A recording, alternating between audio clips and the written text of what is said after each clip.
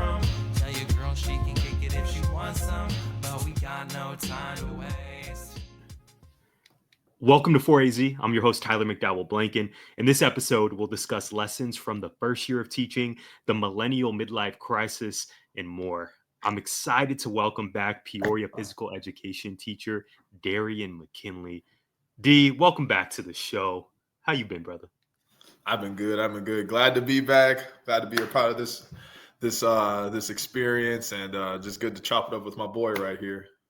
Yes, sir. Yes, sir. Always. Well, I'm honored to have you. I love doing this, Darian, because not only do I get to meet people through all this, but then I also have the opportunity to spend time, albeit virtual time, with some of my best friends, which everyone knows I classify you as. So it's always great to see you. I know you're on your school laptop right now, which I Yeah. love because I miss the days of having that school laptop and I would just be using it for all the purposes because they gave us a Chromebook back in the day. And I was like, yo, I don't even think I had a personal laptop at that time. I was just using the school provided one. We were living large back in 2016 to 2021.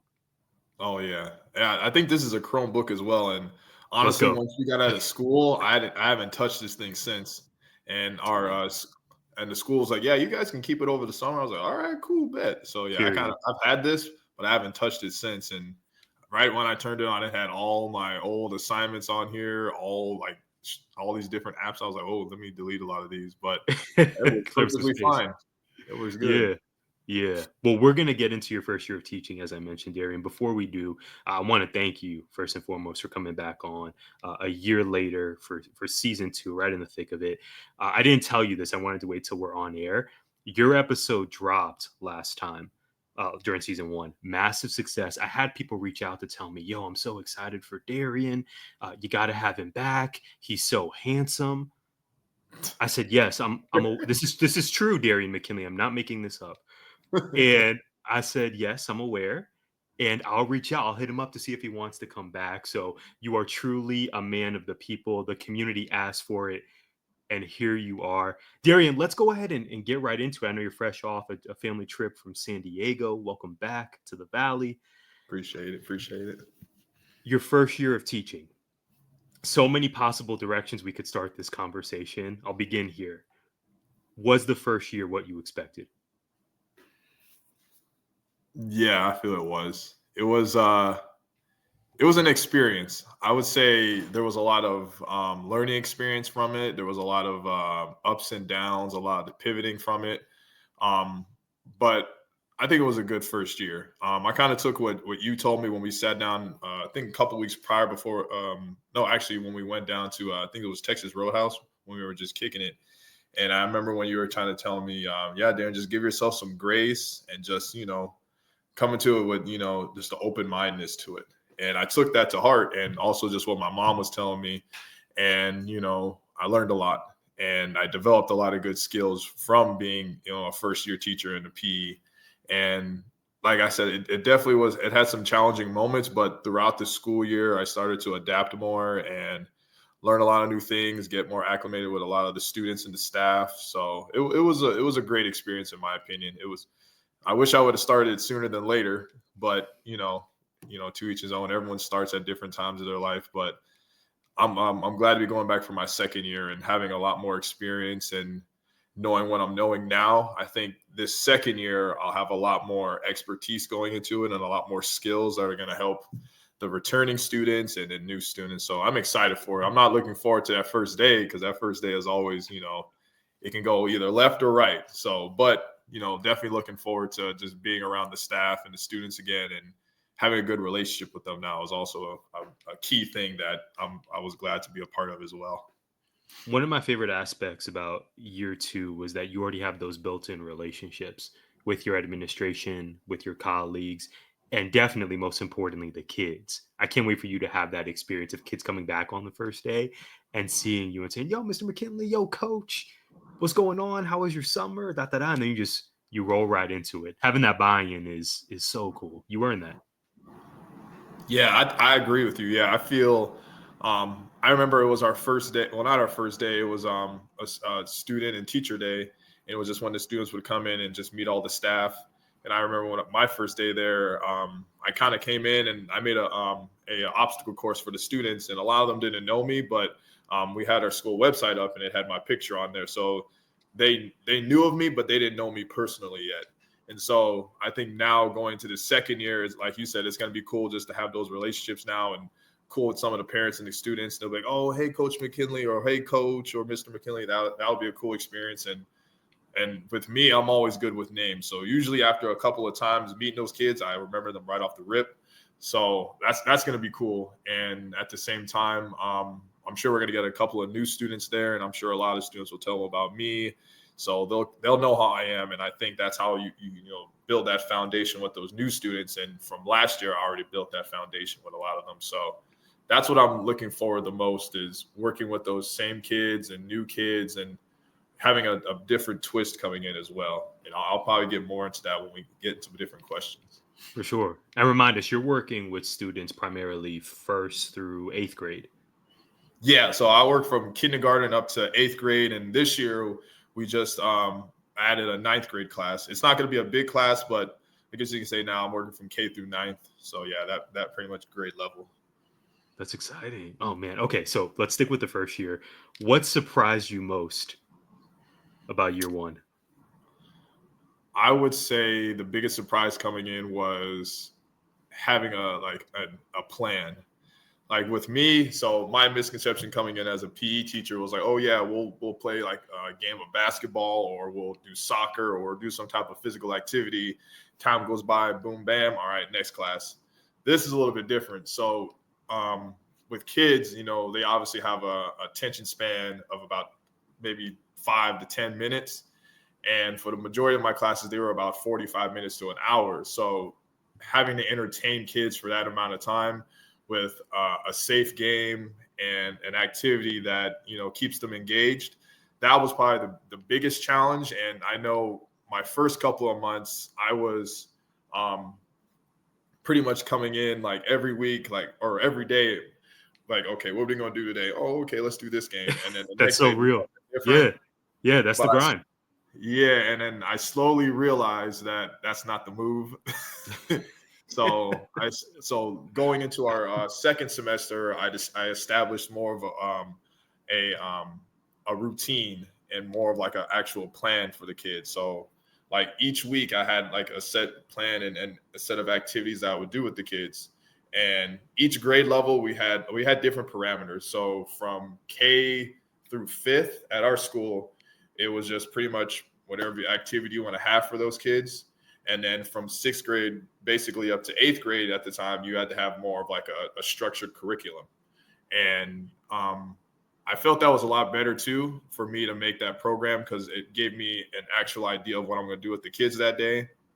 And I wasn't just coming in blind or just trying to think of something that day, because that is a little bit stressful when you have about 20 plus kids coming into the gym, high energy, first activity of the day. Like we all came from, going into a PE class. We were like, oh, what are we going to do today? Just that high energy and high excitement. And for me, I don't like to disappoint like that. So I always wanted to be the stern but fun teacher. So I think going like just to reflect back, just to say again, I think coming into my second semester, I was a lot more planned out. I was a lot more fluid on what I was teaching. And I think the kids saw that, and they had a lot more enjoyment and a lot more fun in the second semester than when they did the first semester. So I think that was probably the biggest change I had to make, but it was needed. It was needed for sure. Well, and I love that you already demonstrated that self-reflection of, as you put it, okay, first semester, that's not the move. I need to really maybe, I just need to sharpen my skills and showcase that growth mindset. How about that? We love that word, right? Showcase that growth mindset and just adapt to be the best version of me for students and for my own health and wellness, because I think we often stress when we put ourselves at a deficit if we get behind on the planning or the grades or the sleep. And so I love that it sounds like you took winter break to really do some reflection and then come out that second semester ready to go. And that's all setting you up for this amazing second year you're going to have. Yep. Mm-hmm. That's great. What other challenges did you experience, D? So you mentioned the, kind of going into the school day, not really for sure knowing what you were going to do, knowing it was going to be great and you were going to give all your all, but you had to kind of refine that element of your practice. What other challenges were there during your first year? So Or was that it? I would say having patience with the kids. Talk to us. Because like within, like, let's say I had a class of 20, and within that group of 20 kids, there was probably, we can say this all the time, there was at least probably 2 to 3 kids that you were like, man, hopefully they don't act up today, or man, I hope it's just one of them days that maybe they're absent. It's a Friday. Yeah, Maybe if they're absent, it's gonna be a good day. But when they're we'll there, get them caught up. But I would just like to kind of smooth ride into the week. Okay. Yeah, you're cooking. and I'm gonna let you like cook. every group of kids I had, there was at least one of those students, and Of course, they're never I absent. feel like my first 2 months, I was getting used to working with a lot of those kids, because I didn't say they were bad, but they had some challenges, and they were sensitive in some ways with some activities. So I had to be a little more cognizant and be a lot more aware of, like, when we were doing an activity, just making them feel comfortable. And obviously there's some other barriers with that as well. Maybe sensitive to hearing, or they're more of introverts, so it's hard for them to interact with those kids. So I had to not only think about the other 17 other kids, but also maybe these 3 other kids. So I kind of had to balance those two. But I think for the most part, I was able to establish that the more I worked with them and the more comfortable they got with me. And that goes back to when I talked about when I would program a lot of the activities. I would really put in consideration, like, okay, would this student be okay with this one, or how would this student react to this game? And once I did that, then it made things move a lot more smoother. But like I said, the first couple months, first couple weeks, it was definitely challenging. Like there were some days that some kids, I was like, really? I'm like, okay, was that the best thing to do? Or just gave them that look. Or I'd had days that I'd have like students, like, because we would have rotations. So I would have them from like 8 to about 8:45. And after that 45 minutes is up, I'd line them up, send them off to their classroom. And it'd be at least 1 or 2 kids that would either not want to leave because they were upset with the results of the game. And like, I'm not mad about being competitive, but when they take it so far to like that they don't want to go to class, they're so upset. That's when I'm like, okay, come on, it's dodgeball. You can't take this to the heart like that. So that was a challenge as well. And some points I just was like, okay, I'm just going to let them have their little moment. I'm not going to overreact. I'm just going to let them, maybe cry it out a little bit and say, okay, you ready to go? Or I even developed more more empathy for a lot of the kids. So instead of just kind of letting them cry out, I would just, be a lot more friendly towards them. Like maybe like crack some jokes with them, try to start a conversation. And then I noticed with a lot of kids, once you kind of get them distracted off of what upset them and get them on a different subject, then it calms them down. And even just, just being yourself, just like, oh, hey, how you doing? You good? Just having like a regular conversation, that I noticed with a lot of kids, that would calm them down. And eventually they would say, okay, coach, I'm going to class. All right, cool. Take care. Yeah, it takes up maybe like an extra 5 to 8 minutes of your, I guess, rest time before your next class. But it was definitely worth it, because, you would establish that relationship with them, and they knew if there was anything wrong, they can come to you. And that's what I always preach to the kids. And I told them all the time, like, if you react from so-and-so doing something, but I see the second reaction, which was from you, then I'm automatically going to look at you and think you started it.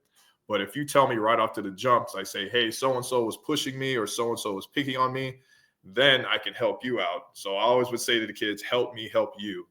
So I think that was one of the biggest, traits that I got from being a first-year PE teacher, was just having more empathy, building more patience with them, and at the same time, establishing those genuine relationships with the kids.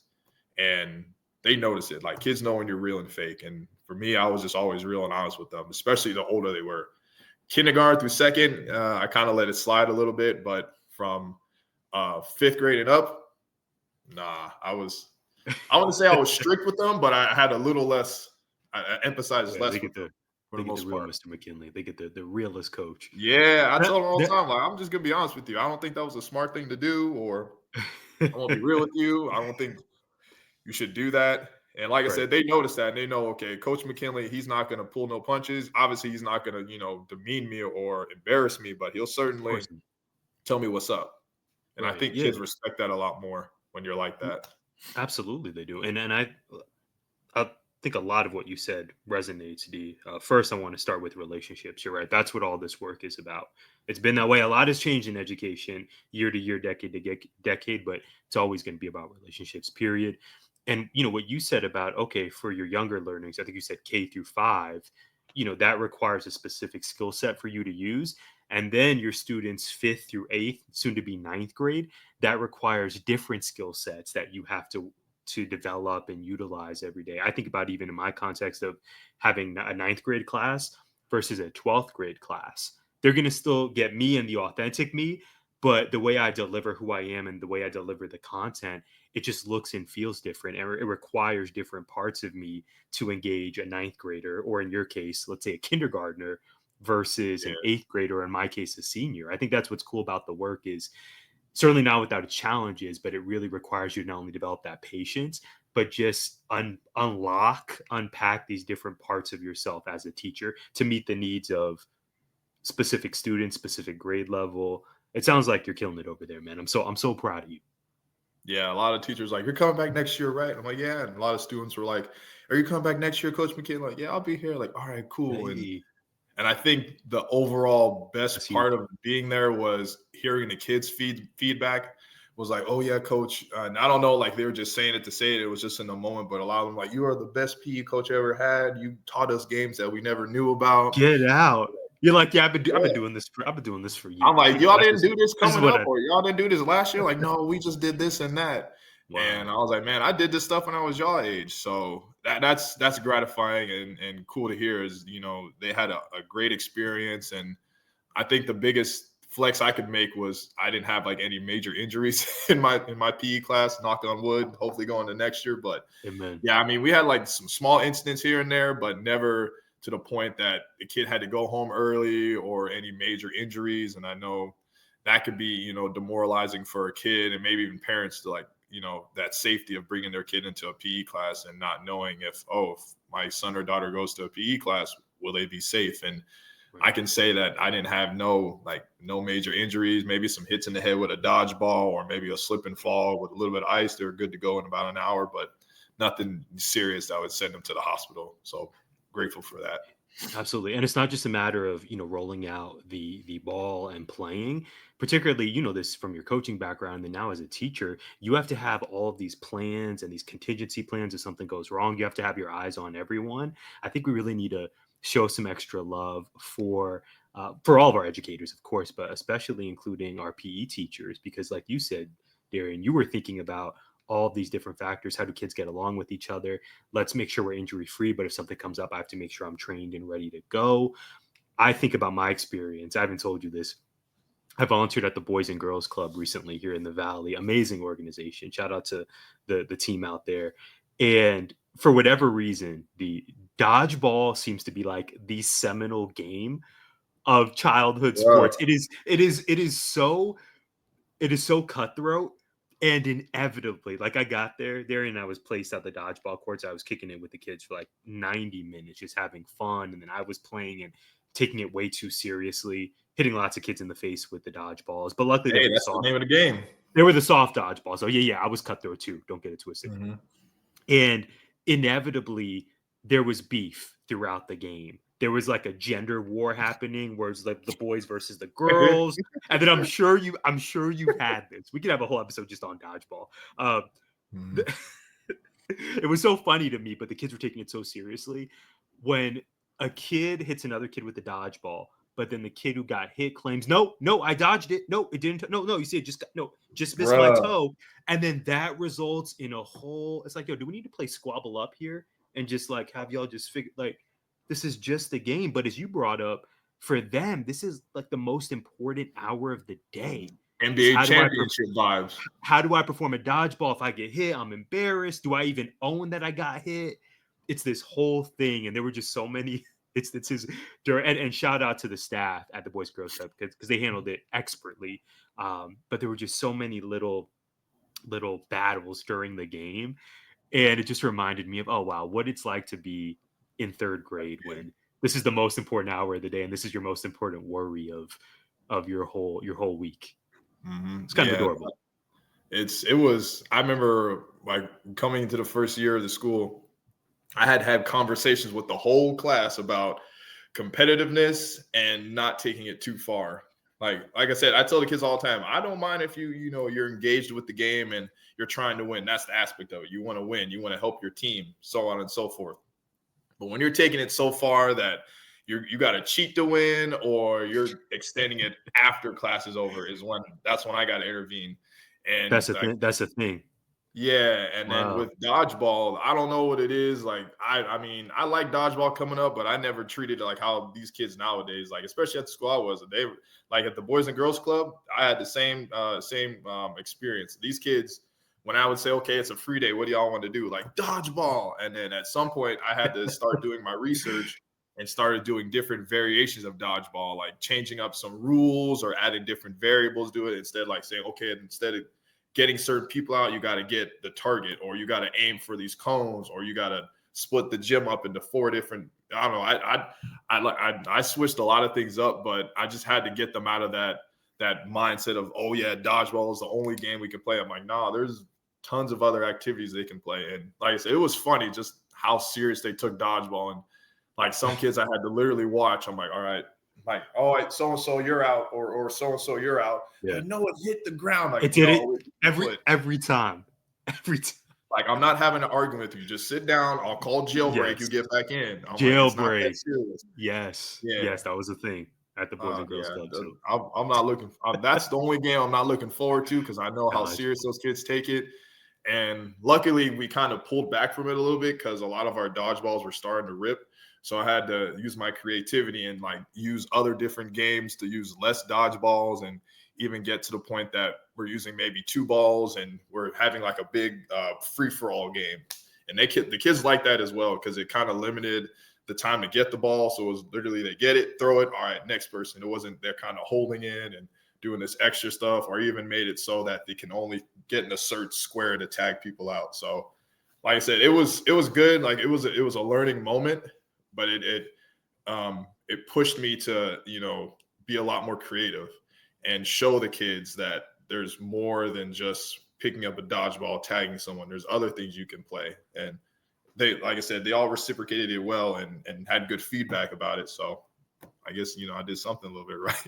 Yeah, you did. You did many things. And the kids ultimately are the best part of the job. We know this. I'm wondering, what was your favorite student moment from the year? I think of my first year, and this I would classify this under the oh snap, kids are ruthless folder. I'll never forget. I was behind on my laundry, and I wore a nice dress shirt. I think it was a light one. Let's just say it was a white dress shirt. And underneath, usually if you're going to wear an undershirt, it should just be also a white undershirt or white tank or something. But I was behind on laundry because I was a first year teacher and the crash out was real. And so I wore a shirt. I think it was from a softball league or something. It was a gray shirt, and on the back it had my last name and then my number on the team. And I'll never forget, I had a 9th grader who said, "Yo, Mr. McDowell, we can see your shirt there. Are you behind on laundry, or what's the deal? What's going on?" I said, "Oh man, they don't." Like, man, Yes, all right, you want to come at me like that? Okay. that's a very astute observation. Yes, I am behind on laundry, and they're just so observant, and to your point, so at times brutally honest. I'm wondering if you had a favorite student moment. It doesn't have to be one like mine, but did you have one where it's like, oh man, I'm gonna look back and laugh at that moment for a while and remember that this is why I'm here. It's for the kids. Did you have anyone like that? I know they complimented your Jordans, right? Actually, like when I would go to work, and this is another thing coming in, I was like, man, I'm gonna change up my shoes every day. I'm gonna be looking fresh to death. But after about a couple months, I was like, I'm just gonna wear some not Jordans. I'm just gonna wear some Nikes and just call it a day. Maybe I might wear the same Nikes 2 days in a row. And then eventually I just kind of was like, I don't care what shoes I wear. But I think towards the end of the school year, like the last 2 or 3 months, that's when I was starting to really switch them out. And it honestly depended too of how busy my day was going to be. I'm like, okay, if I'm going to be working with 4 to 5 different groups, and maybe I'll wear the shoes I don't mind, putting creases in. But if I'm going to work with maybe 2 students, okay, or I'm sorry, 2 classes, then I'm like, okay, maybe I'll throw on some J's. But yeah, I had that mindset too. I'm like, yeah, I'm going to roll in with like these Nikes this day, switch out my Nikes every day. But after a while, I was just like, I don't even care no more. I'm just here to show up, teach these kids, and be all about my business. Yeah. But I would say probably the best experience for me was probably our basketball season, and just having our end of the season promotion for them. Um, a lot of the kids that did basketball this year were they didn't play a lot of basketball, and they didn't have a lot of experience with playing team sports. So a lot of them, this was new to them. Like I had maybe like on the girls team, probably 2 or 3 girls out of 9 that were in team sports prior to this year. And then on the boys side, we only had 4 boys on the basketball team, and obviously you have to have 5. So we had to have a couple of girls come up and play. And I think out of those 4 boys, none ever played team sports.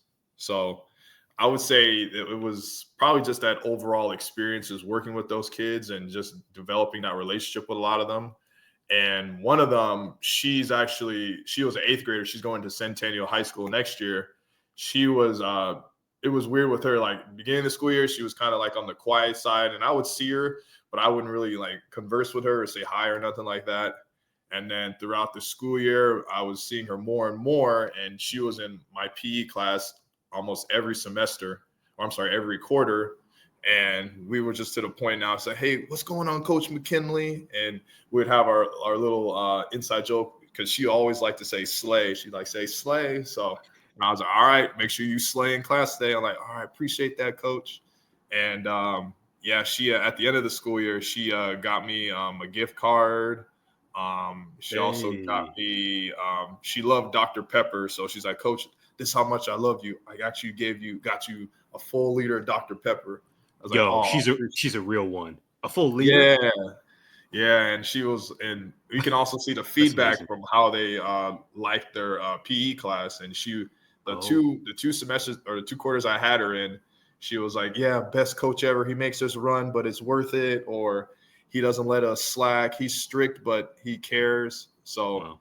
I think working with her and just that overall experience working with the basketball team was definitely it was a fun experience. Like I said, we had a good basketball season. Like we didn't win no championship or nothing like that, but I saw a lot of the kids improve throughout the year, and a lot of the kids that were kind of introverts before I worked with them, they started to really show who they were and really started to open up more. And it was cool just to have that. Like a lot of students to say, what's up, Coach McKinley? Or saying like even things like, you're going to come to my birthday, right? Like little things like that. Wow. And then for them to happy to get an award and just feel like they accomplished something big after this basketball season it was a good feeling. So I think that was probably the best experience I had with not just one student, but a body of students, and just having like that one student that just topped it all off.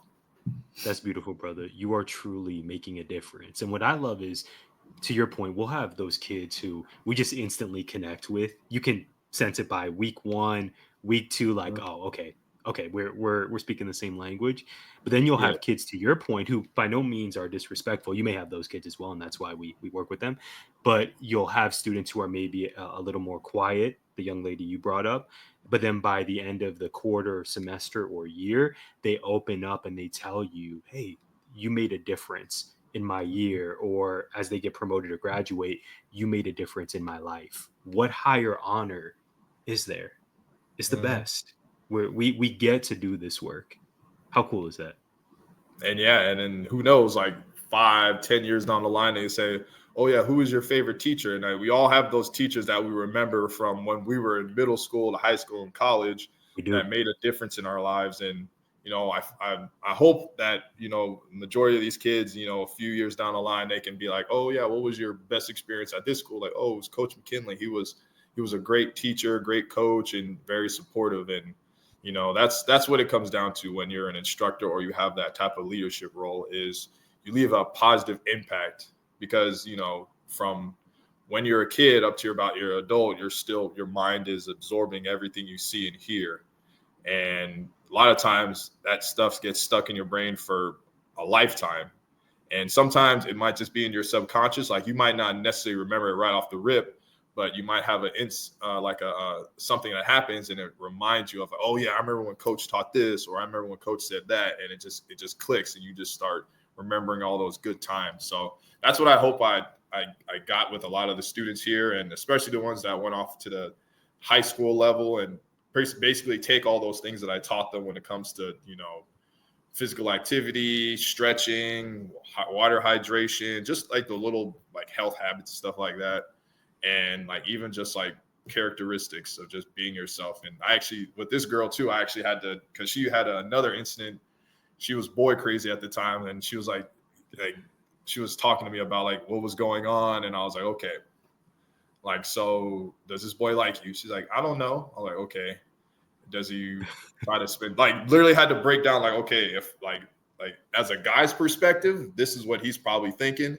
And I was just telling her, yeah, don't focus on boys, focus on when you're at school at Centennial High School, your sports and your classroom, and then everything else will follow. But I told her, like, that's the least of your concerns. Don't worry about that. And she took that to heart as well. And she's like, thank you for the talk, coach, because she didn't have her dad passed away when she was young. So I kind of felt like I had to be like that male figure in her life to give her those conversations, obviously not overstepping boundaries, what conversations she has to have as a parent, but just, enlightening her of what's to come in high school and just being someone she can, see as a positive male figure for her.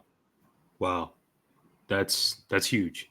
And I didn't know. She didn't tell me that till the end of school. She's like, yeah, coach, my dad actually passed away when I was really young. And I was like, oh, wow. She's like, yeah, so you definitely had a big impact on me this year. I was like, appreciate that.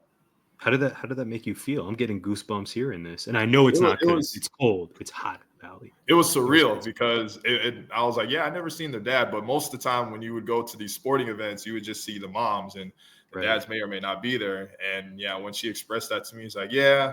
And she said it so just chill about it. She didn't like get emotional. She's like, yeah, my dad passed away when I was young. My mom takes care of her. She has a boyfriend and everything. But yeah, coach, I see you as a solid male figure in my life. I was like, oh, I appreciate that. Oh, man, that's see, I got I told her, yeah, come back like whenever you can. I'll still be here next year. So, and Centennial's right down the road from our school. So I said, yeah, just big school. Stop by whenever you can. Wow. They're the best. They're at the number one spot. Kids keep us coming back. All right, Darien, we got to discuss the Millennial Midlife Crisis. I sent you this term that I just heard about a few days ago. My mom was watching the Tamron Hall show and told me about this. She's like, yo, how do you feel about this, Ty? I said, I'm gonna talk with my brother about this because I think this is very real. And I want to get your thoughts on it. So the millennial midlife crisis is characterized by a crisis of purpose and engagement shaped by economic challenges and changing, societal expectations, according to Google. Of course, when we're thinking about millennials, we're thinking in those, what is it now, late 20s, early 30s to mid 40s range. Certainly you and I are in that category. Yeah, and this we're in that realm. Yep. We're in that realm, and it's different. What's interesting here is that it's different from previous generations because of the economic pressures, the mental health challenges, the changing milestones, owning a home, this, that, and the other, that I think for a lot of us just seems so out of reach for various factors. So I would love your initial thoughts on this concept. Where are you at with the millennial midlife crisis? Do you buy it? Have you experienced it? And we'll talk about coping strategies as well. Well, first off, I like this subject because it kind of gets your mind really thinking, and it makes you kind of reflect on like, oh, am I going through that, or did I go through that? And when you sent that to me, I had to sit back and think, like, did I experience that? And when I thought about it, I would say I didn't. It wasn't necessarily a millennial midlife crisis. I would say it was more a millennial midlife pivot. For me, anyway, it was. And I'll elaborate more on that. So basically, when I moved back to Phoenix, my whole mindset, and like I said, it was straightforward, nothing left or right of me. This was my main goal, was to become a trainer, working at, obviously I was still training in Tucson, but be a trainer in Phoenix, build up my brand, and eventually, go on to a high school or even like a collegiate level. And so within probably the first 2 years, and this also happened like right after I had my Achilles injury and surgery, I had to do a lot of self-reflection. And at that time, when that injury happened, I had to deal with, being unemployed because my job let me go at that time. And at the same time, I couldn't work either. So I had to pretty much put my passion and pretty much who I was on hold for almost a whole year. So I had to really just sit back and self-reflect and really think about, okay, is this really the path I want to take? Because as a trainer, like everyone, there's levels to it. There's like, okay, you can be a first-time trainer and just work at like a large gym, being a personal trainer there and just grow your clientele. And I mean, you'll make solid money. And then every gym has like a different, pay scheme of how much you get paid versus how much the client's training. And I had to learn that just from going from different gyms from Tucson to Phoenix. And long story short, that's when I say the word pivot, I had to pivot away from that, not stop what my main goal was. And that's the thing. You don't ever want to stop what you want to do. You don't ever want to, change what your passion or what your calling is. You still want to keep your calling, but you just might have to take a different path to get there. And that's what I had to realize is maybe taking this whole personal trainer route is not for me. Like, I love it and I enjoy it. Maybe I could do this as like a side gig, but as my main one, like it's not sustainable is what I realized. And I always say too, like, I wish I would have gotten to being a PE teacher sooner than later, because then I would have had a lot more experience that could have got me more opportunities and where I want to be now. But I mean, everyone has different journeys in life. So I'm just glad that I got into this now. So I feel like with me, I had to make that pivot. And I said to myself, okay, I'm not going to stop wanting to be that certified strength conditioning coach at a high school or collegiate level. That's still going to be my main focus. I just have to pivot my route. And so with me deciding to be a physical education teacher, it just felt more of the more sustaining and more consistent route for me, because it not only gave me more financial stability, which was, I mean, at the end of the day, that's what we do this all for. It's for, I mean, you still have the passion and love for it, but you still got to pay bills. So that was a big thing for me. At the same time, it gave me a lot more reprieve. Like, I was a little more, less pressure on my back, like, okay, like, how many clients am I going to train today? Is this going to be enough money to, do this, that, blah, blah, blah. And also too, it kept me in what my main calling was, which was to help people and help build up the younger generation of kids to adults to, eventual adults. And so I feel I had to pivot, and I feel it's been a blessing, even though, like I said, it's sooner. I wish it was done sooner than later.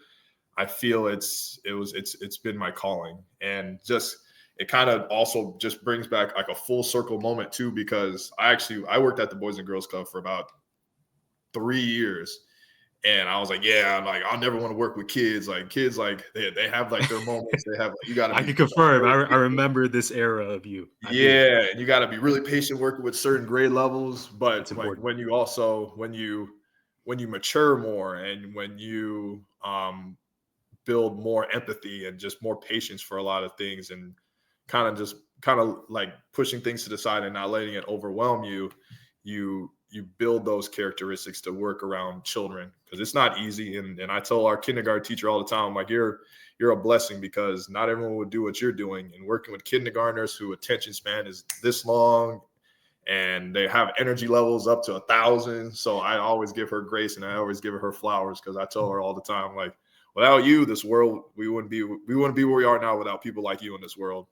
So just to circle back to what I was saying, I would say my crisis was not a crisis. It was a pivot. And I feel this pivot has been a blessing for me. And I feel it's going to only help me get to where I want to be eventually, but at the same time, build up more skills to help me in my future as well. And also just being just a father and just being an overall person as well has helped this as well. Is the goal still to be an athletic director? Oh yeah, like that's definitely still the goal.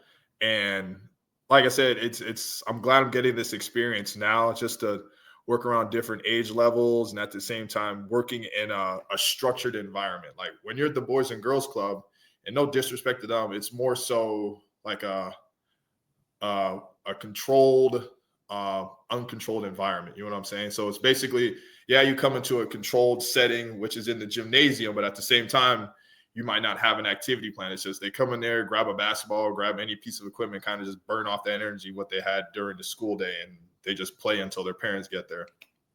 Working in a school environment, it's more so like a structured curriculum. Like you got to teach them like, you know, certain movement patterns. You got to teach them how to run. You got to teach them how to throw and just do all the basic fundamentals of moving.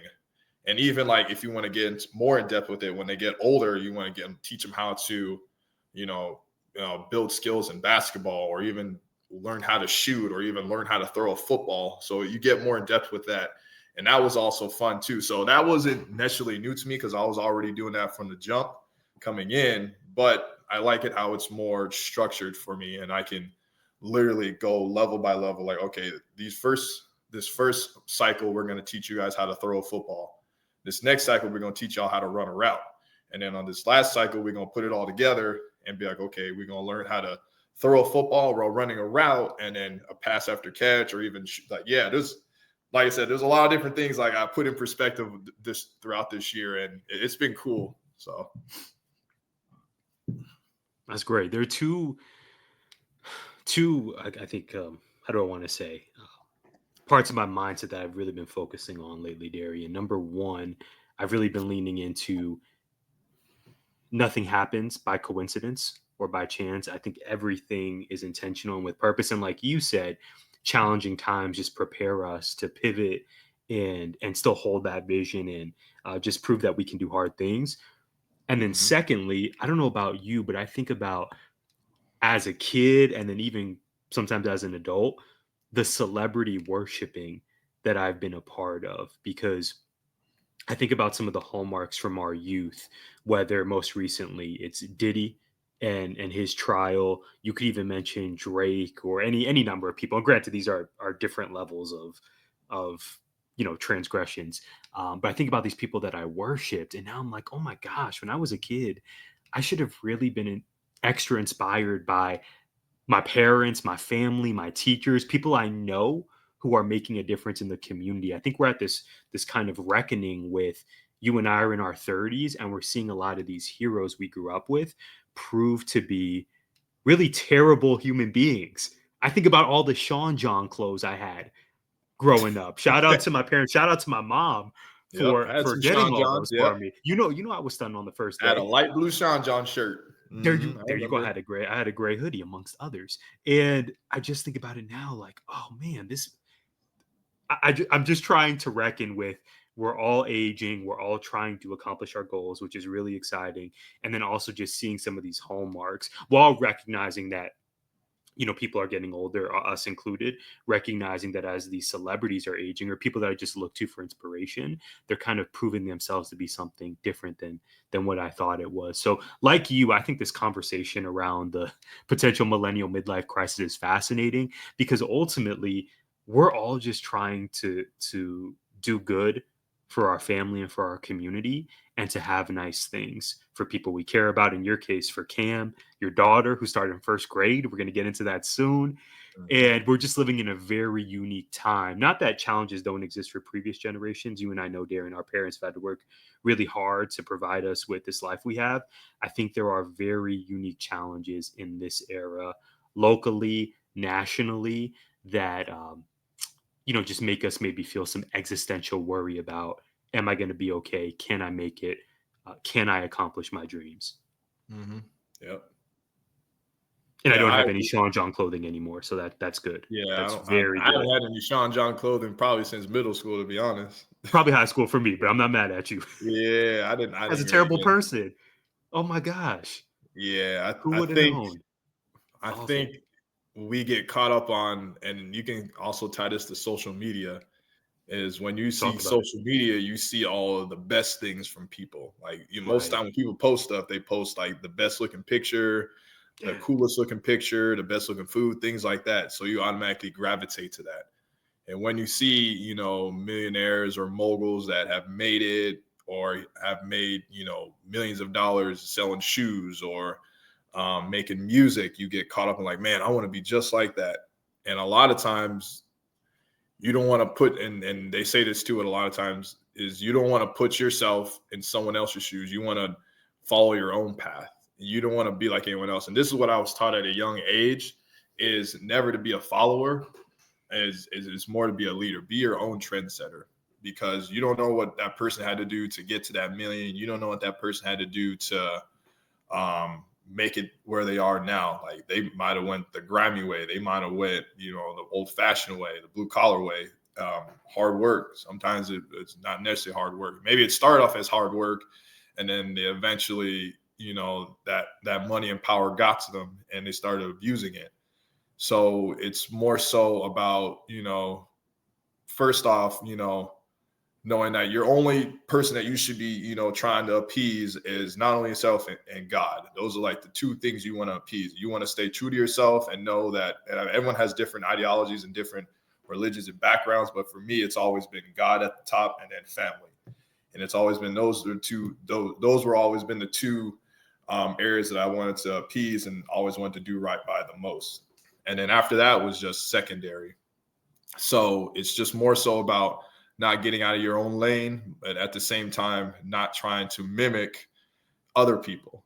I mean, you can have like people that you look up to, but trying to be exactly like them or be like a copycat or pretty much base your life off that person and try to be an exact replica of them, that's when I think when people get caught up on, going broke or losing self of who they are and eventually destroying themselves from the inside out. And I mean, it's tempting to see, when you see Drake and, pull up in a yacht, or when you see, Is Sean. the six pack fake, Darren, or is it real? I know you I saw mean, that a post. lot of celebrities now you can fabricate anything nowadays. It seems like you got the BBLs, you got You're saying Drake is lying about the six pack. That is an I mean, enhanced. I don't know what that man's nutrition is like. Like I said, I know if I would make that much money, my nutrition needs to be on point, because I'm gonna have me a chef. I'm gonna have probably the best meals made. So I don't know. He could be, keeping on track with his meal plan or whatever, and then staying fit in the gym. But who knows? There's a lot of people I've been seeing post people saying, "Oh yeah, that's the fake ab or ab Yeah, extract," or like there are that. videos on YouTube of people treating like it's the Zapruder film, like it's a Yeah, or let's Ozempic, stuff dissect like it. that. I'm like, I don't know, it's probably enhanced, but again, I Yeah, enjoy or music he makes, but I of course am no longer at the stage in my life where I view him as like, oh my gosh, I want to be just like him, because for all the reasons you said. And I'm grateful, I'm thankful. You brought up social media, that we grew up in a time where we know what life was like before that. Mhm. Right? We grew up as kids playing, being outside, reading, and then we got MySpace around early teen years, Yeah. and everything changed. Everything changed after that. And not saying social, and I don't think you're saying this either, Darian, not saying social media is inherently, terrible or nefarious, but it does rewire our brains. And not only for us as millennials, but certainly for the students we work with, this is all they know. They Yep. grew up and smartphones were in existence. You and I grew up in a very different time. And I'm thankful that we had that experience. We the last OGs, you can say. We're the last OGs. How We about had the that? flip phones, the ones with the antenna, yeah. Or the Blackberries, yeah. We were Simpler we were times. before we were Simpler before the times. Apple and all those The extra. iPhone 30 and yeah. Yep. All right, my brother, we're going to get into our exit ticket. You are not new to 4AZ. You know how we end every episode. For your return to the show, I have a fill in the blank exit ticket. I used to love fill in the blank in school, especially on quiz. Well, I didn't love quizzes, but I love when I got the opportunity. Anyway, you know where I'm going here, Darren. I'm going to read you a series of 5 statements, and I need you to simply fill in the blank. Are you ready? Let's get it. Okay, I think you're going to do well. Here we go. Being a dad feels like blank. an everyday fulfillment. So just to kind of elaborate on it, basically, when when you're around your child, you obviously want to teach them those good characteristics of being a good person, life skills, and just being, disciplined in certain things. And when you see your kid get put in a situation like, oh, if you see a kid doing something bad, the kid does, or my daughter doesn't respond with, adding on to it. She just is like, oh, that's bad, daddy, or like they shouldn't be doing that. It's giving them good life skills that they show when they're not around you, which I think is a gratifying thing to see, because that lets you know that they're obviously listening, and like the things you're teaching them, it's for the best and for the good. And when you see them showing those life skills when you're not around is also like fulfilling and gratifying to hear and see. And it just shows, it gives a testament of how good of a parenting you're doing. And it shows that you have a lot of influence on your child, is when you're, giving them those positive traits to take along from years to come. And, when they get older, they can remember those conversations. So I would say being a parent or being a dad is fulfilling, and it just continuing to inspire me to be the best person I can be for myself, but also just for my daughter as well. That's amazing. I love the photo you posted on social of you and Cam in San Diego. I know we were speaking before this episode about your trip, and it's amazing. Well, let me put it this way: it's a blessing to know you and to have you in my life, and also seeing you grow into this role, not just as a phenomenal educator, but as the loving, outstanding dad you are, and seeing how that has evolved. It's just a true honor, Darien McKinley. Okay, our next one.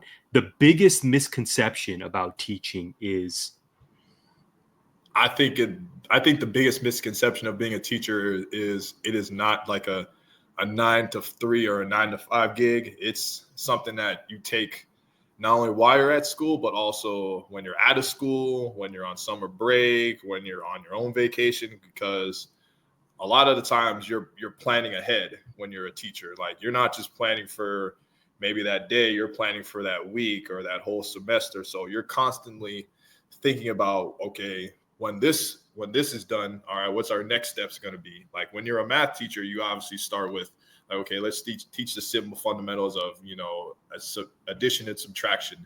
Then you go into multiplication and division, and then you go into more, like almost pre-cal and so on and so forth. So you're constantly, keeping your mind looking ahead instead of getting stuck in the moment, because it's like, when they say like, you might miss 99 shots, but you're going to still shoot 100, is you don't want to think about that moment. You want to think ahead, because, that moment can be done just like that. And you want to think about that next shot.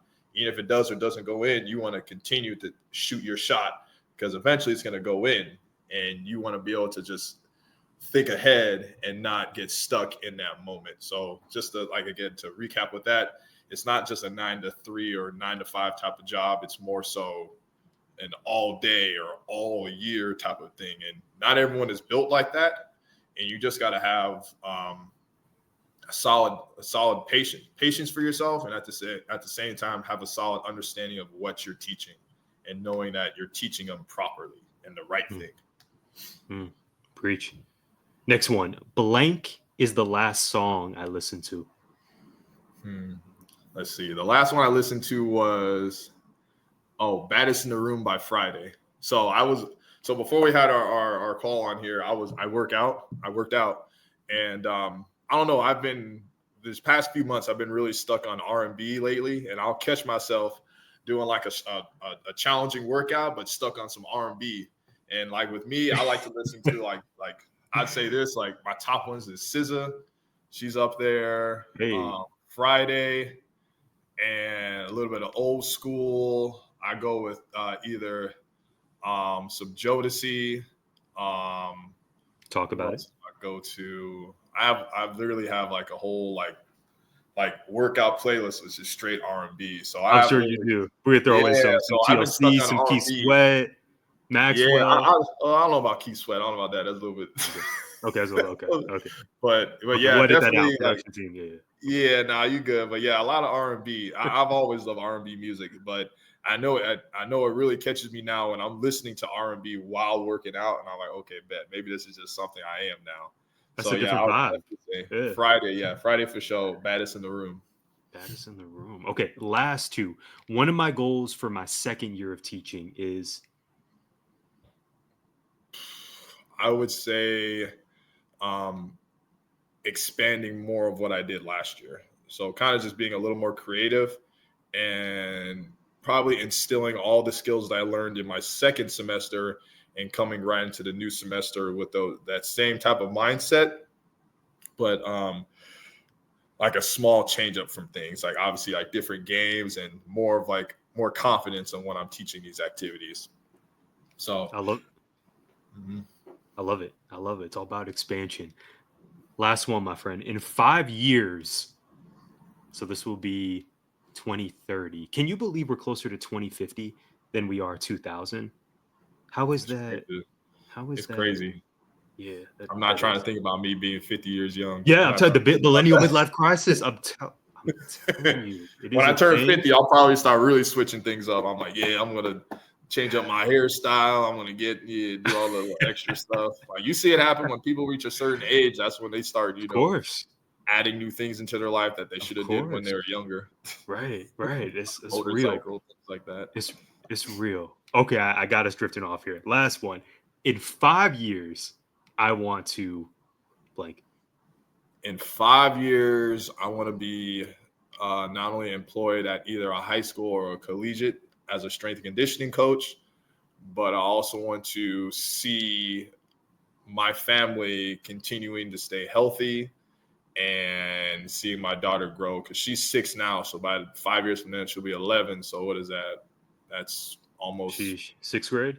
Yeah, about sixth grade. So yeah, and seeing her grow and seeing her mature, more older and older she gets. And so yeah, basically, like I said, me at a school as a strength and conditioning coach,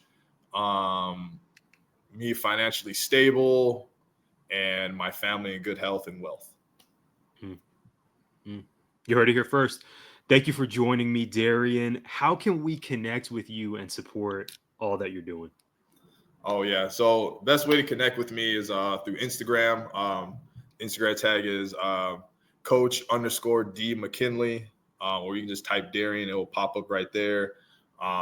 Just send me a DM if you have any interest of like working out or want to know like some tips on with nutrition or some type of training values that you might want to or even break some myths like you've been hearing on the internet. You just want to get like a second opinion on it. So I'm always the one that's wanting to help people. So if you come to me with maybe some direct questions about health, nutrition, or even just like more questions about my upbringing or even my path to where I am now, because maybe the people listening, maybe they're on the same path I was when they're kind of stuck at a stalemate when it comes to they're starting their job and they want to pivot to something else, and maybe they want to get some advice on what I did or what people I sought out for help and guidance. So if you want to hit me up, I'm always maybe there. they want an R&B playlist as well. Yeah, like I said, there's other ones out there. Is that a service you offer as well? R&B recommendations? I mean, for the most part, I think all R&B is good. Like regardless of what artist this is, as long as it puts you in a good good state of mind and just calms your nerves and puts you in just a positive realm, then shoot, you can rock with whoever R&B artist you want to, as long as it's in good favor. I love it. Thank you, Darien. Let us know what connected with you most from this conversation. Please do leave us a comment here on YouTube or on social. You can find us on Facebook, Instagram, and LinkedIn at 4AZTeach and 4AZTeach.org. We love our audio listeners too. Please be sure to leave us a 5-star review on your preferred audio platform. It goes a long way. Be sure to support Darien. Again, thank you all so much for joining us, and we'll see you next time. All right, y'all.